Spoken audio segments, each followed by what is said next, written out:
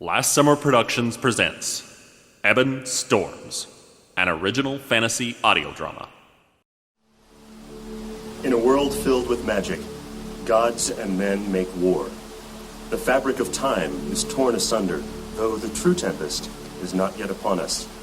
None shall weather these trials alone, and few survive them together, for there can be no balancing of the scales in the wake of Ebon Storms.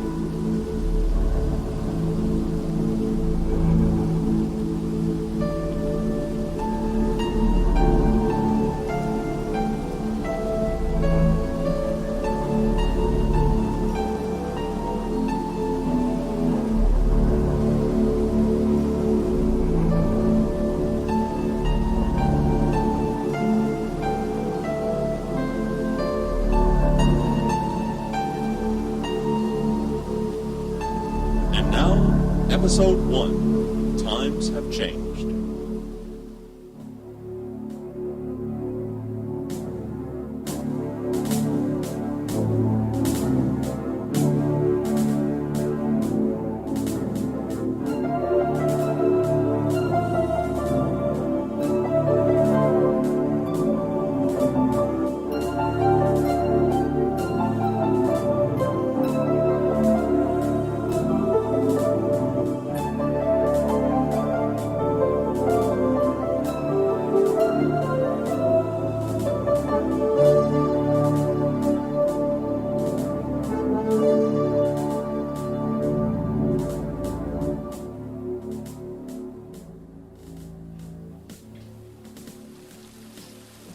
Gray clouds sweep over the burning plains.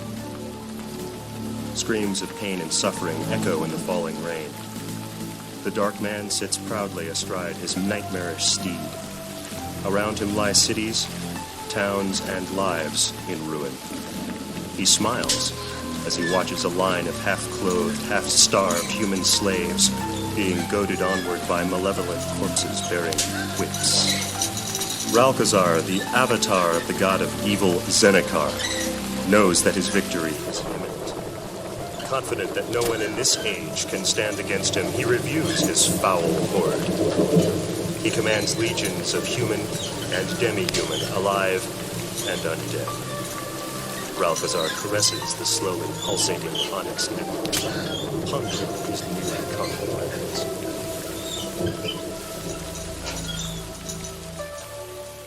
Eastern Romelia is nearly mine. Only the guild remains. And once I have annihilated that pathetic lot of mages, all of Romelia will fall before me. The world is my kingdom, and death my handservant. Watch me, Lord Zennekar, as I crush the light from the world. As Ralcazar relishes his victories, a man wearing polished black plate armor rides up alongside him. This dark paladin raises his spiked visor, revealing dark, pitiless eyes. Ralcazar, we have finished with Calamans. Nothing remains of the city. We have burned it. And the people? The men have been decapitated as you specified, my lord. The women and children have been added to the slave chain. Good. That should discourage the ragtag southern army which follows us. Ready the legions. We must be in position to attack the guild tower at dawn. My lord, our spies report that a Let them. Their power means nothing next to mine. All their puny magics together could not stop the smallest segment of my army, should I will it. Soon I will maintain order in Romelia, not the sniveling guild. Send the Shadow Priest to the rear of the columns. We will send in the prisoners of war first, then the ghouls. By the time our true strength attacks, their spells will be all but used up. Then, before the eyes of the world, I will kill the Guild Council, mage by name. By tomorrow's end, the world will be mine.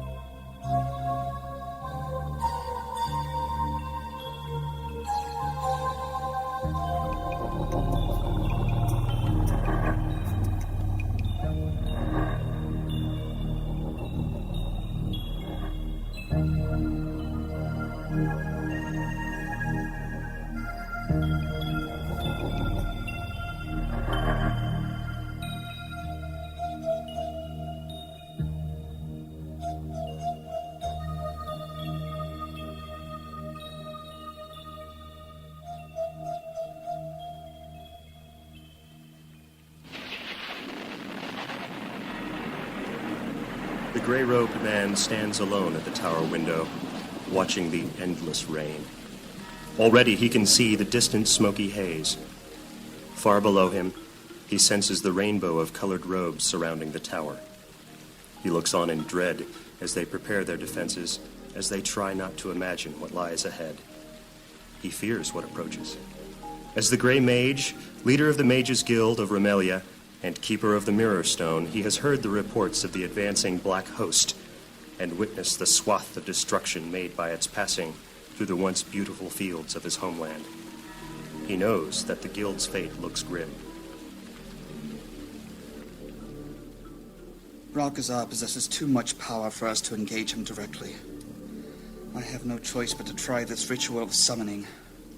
Tonight's ceremony fails, we lose this battle. The balance will be no more. Our only hope shines within the Mirror Stone. But it was not meant for this.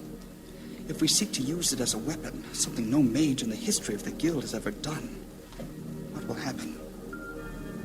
Will we destroy ourselves? This could be a grave mistake, worse than defeat at Ralcazar's hands. Why then do I feel compelled to follow this path? I feel as if the Mirror Stone has shown me this in a vision, heralding what must come to pass. Yet I've never had such a vision. I see naught but time's web, as it has always been, stretching into both past and future. My lord? Yes, Caulder, I am ready. Let the Blue Mages in, and go and take your place with the others below. In subdued silence, 4 Blue Mages enter the ceremonial chamber, taking their places in a circle around the Mirror Stone, a giant metallic gray gemstone set in the tower room's geometric center. The Gray Mage turns from the window and walks resolutely to his position, nearer the softly shimmering Mirror Stone than the rest. He looks around the circle, holding each member's gaze for a moment, silently lending strength and serenity. This done, he raises his arms to commence, palms outward in ritual greeting, beckoning for the guild creed. By the brown earth we are born, and like the green forest we grow. The orange star burns in the heavens, heralding wisdom's triumph, till strife's red blood is shed. From violet gems of truth we find strength. Through blue tears of prophecy we seek resolve until the gray scale rests in balance upon the axis of time. We gather in troubled times, when our numbers and our control of the balance are at their weakest. This crisis comes at the very crux of tragedy, when our circle stands broken. But our sister Allandra has gone back to Lothian to safeguard the Tree of Life. We must stop this vile army, for it threatens all we cherish. We cannot yet face them, however. Alone we are not strong enough to face Ralcazar, unless we first do something to enhance our magic. I have called you here for this purpose. I do not question your judgment, my lord. But should we not summon Allandra back to complete the circle? With it complete, we may. No, Lantris. We must ensure the protection of the Tree of Life. We need it, lest the magic in the world go wild. Would you have us die at the casting of our own spells? Allandra's presence there outweighs any need which we might have. The Lothians trust none else. Only she has learned the spell of access. Our task remains. The Mirror Stone has many dimensions to its power, as you well know. We use it only to view past, present, and future probabilities. But its potential transcends our meager comprehension.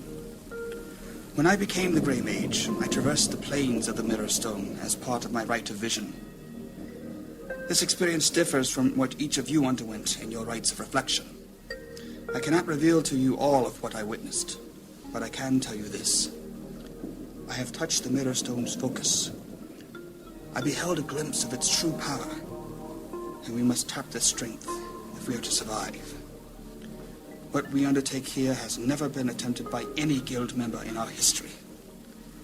We must walk together to the Mirror Stone center and touch its focus.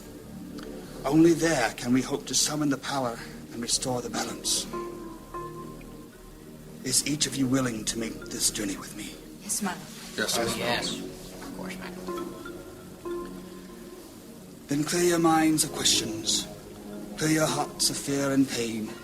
Clear your souls of guilt and passion. Only an empty vessel may hold the flood of power we seek to unleash. Now each of you touch the Mirror Stone. Feel its warmth and knowledge. Let the vision grow through your consciousness. Now, walk forward. As one, the council steps forward, converging on the Mirror Stone. The stone shimmers once more, then erupts with incandescent blue light as the mages pass into it. Reality wrenches away from them as they hurtle through a formless blue-gray void stretching in all directions. The mages remained linked to each other by silvery threads of awareness, which bend and twist as the nauseating feeling of vertigo intensifies. The mages plummet into chaos as an astral tempest flashes through them. The wild, ethereal hurricane threatens to sever their tenuous filaments. We must maintain the threads that bind us together. Concentrate. Do not let your thoughts wander. After a time, the tempest relents. The hurricane gale fades into a strong breeze. Small crystal mirrors begin flying past, some slowing down as they near the mages. The irregular silvery surfaces make their own light and easily catch the eyes of the curious. All the answers are here. Orin, keep concentrating. Oh, my lord, I see a campfire ahead.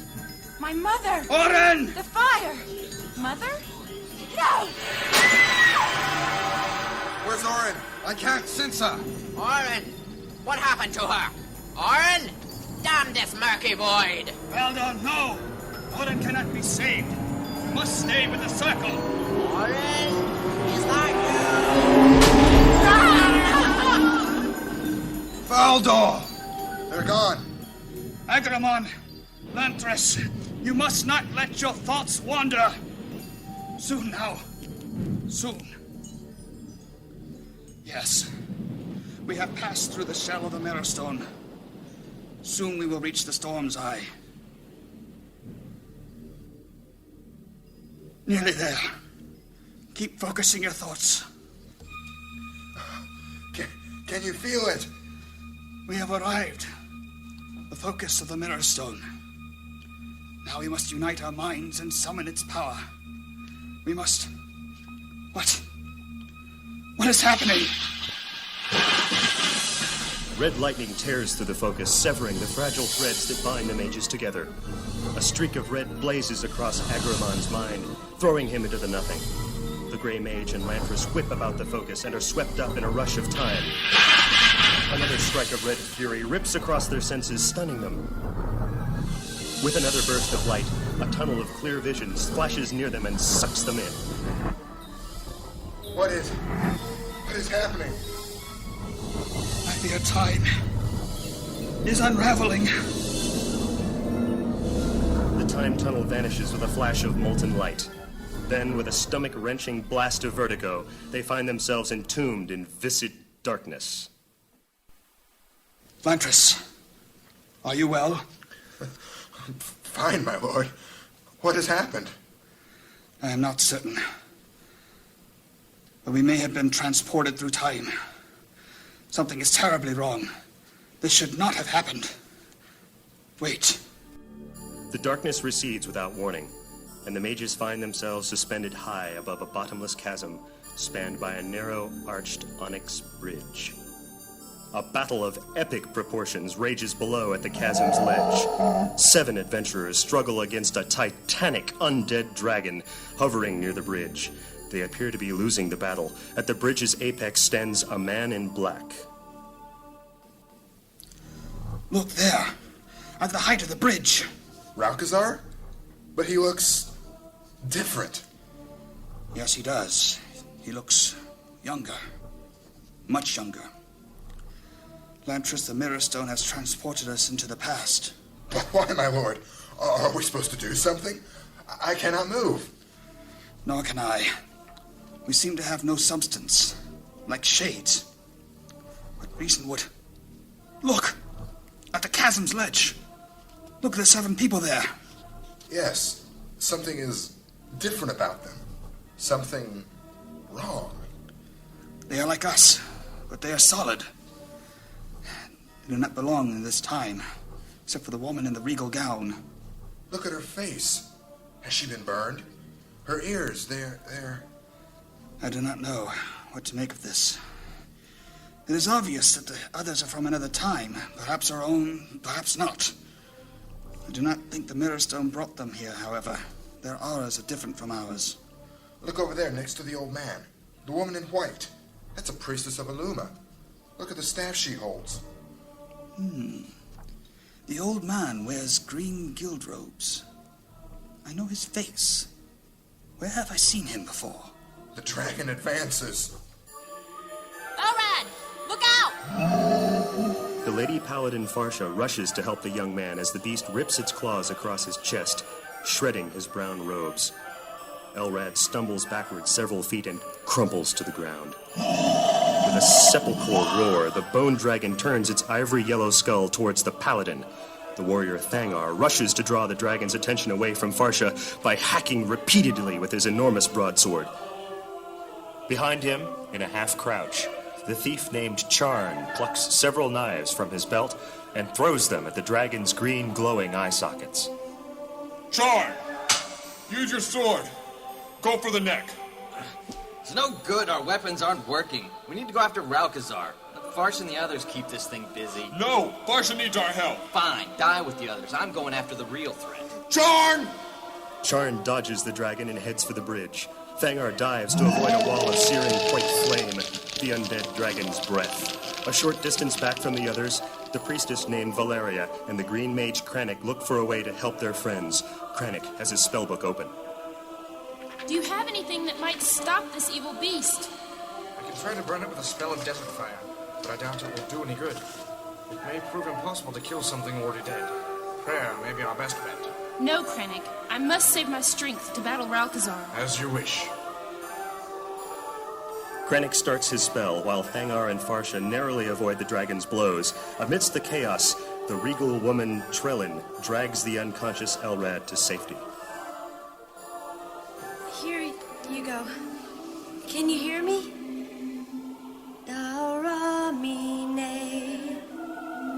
Mine. I can't remember. My head hurts. What did he do to me? My song. Mine. Oh.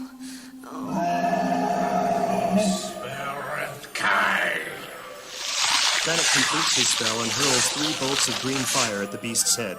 The dragon simply opens his mouth and swallows them, then roars a gout of green-white flames at Krannik. Valaria jumps to block the flames. Illuma! The dragon's flames are absorbed by the runic staff, which flares a brilliant silver. Valaria staggers as the staff erupts, and the argent light begins to take shape. A fiery white phoenix emerges from the staff, instantly swooping to attack the undead dragon. The 2 beasts shake the cavern with their struggle. Charn approaches Ralcazar at the apex of the bridge. You will pay for burning my shoulder, dog. Dog. Ah! The hand of Seneca burns down to the soul, thief. You will pay for your insolent tongue. My shoulder. Charn falls to the jagged surface of the bridge. Ralcazar kicks him, sending him rolling down the razor-sharp surface to land at the foot of the bridge, near the others.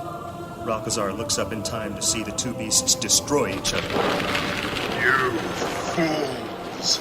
Did you think it possible to resist me, the avatar of a god? My games may not have stopped you, but I can assure you this will. Grasping his dark amulet, he thrusts a bony finger at the adventurers. Shadowy hands emerge from the darkness, quickly binding the party. The hands approaching Valaria, however, find no purchase on her Samite robes. Valaria steps onto the bridge, throwing a daunting stare at Ralcazar. You will pay for your evil, Ralcazar. All shadows flee in the light of Illuma. Spare me your sermons, woman. They do not concern me. You are hardly in a position to threaten me, for you wasted all your precious energy on my pet. That staff lies a chunk of dead wood in your hands, as harmless as you are. Ralcazar caresses his amulet and summons a small magical vortex over his head. The adventurers struggle against their spectral bonds. Valaria closes her eyes in prayer. The vortex quickly grows into a pyrotechnic storm that looms above them, grazing all with the black fire and splinters of onyx. Ralcazar's delight feeds the storm as he intently watches their suffering. The shadow comes. High above the chasm, the Grey Mage and Lantris, still locked in stasis, continue to witness the battle in growing horror. The darkness is so powerful. We are still bound. What does this mean? Why were we sent here? To witness this abomination? This... Look! I hear you, my goddess.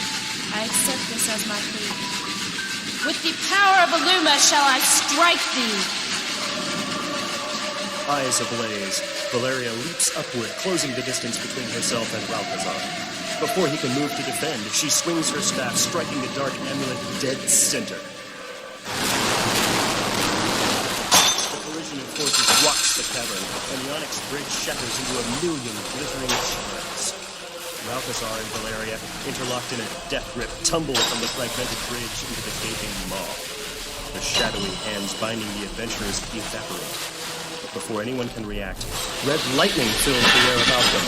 The adventurers' bodies dissolve and coalesce into a single scarlet sphere, which becomes smaller and smaller, then winks out of existence. They're gone. Is Ralcazar dead? Did the priestess kill him? I do not know.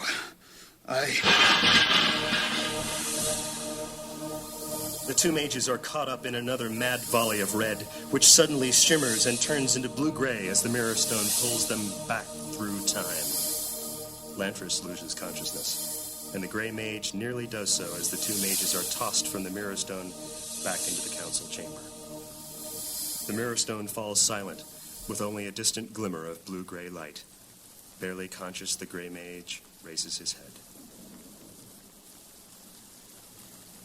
The Blue Mages, all still alive? How? I don't understand. Times have changed. What? Allandra?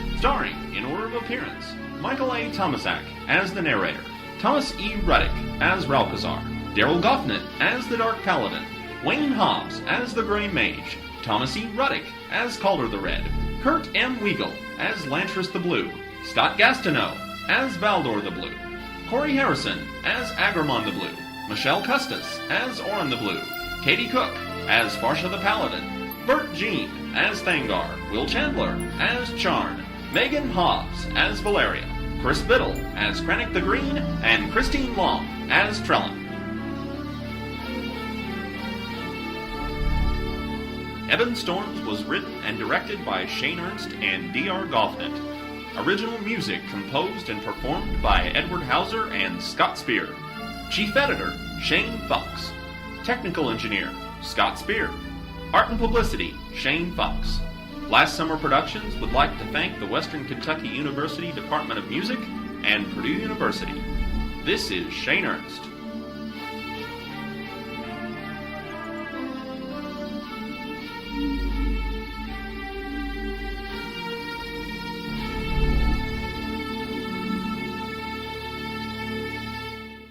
This has been a Last Summer production.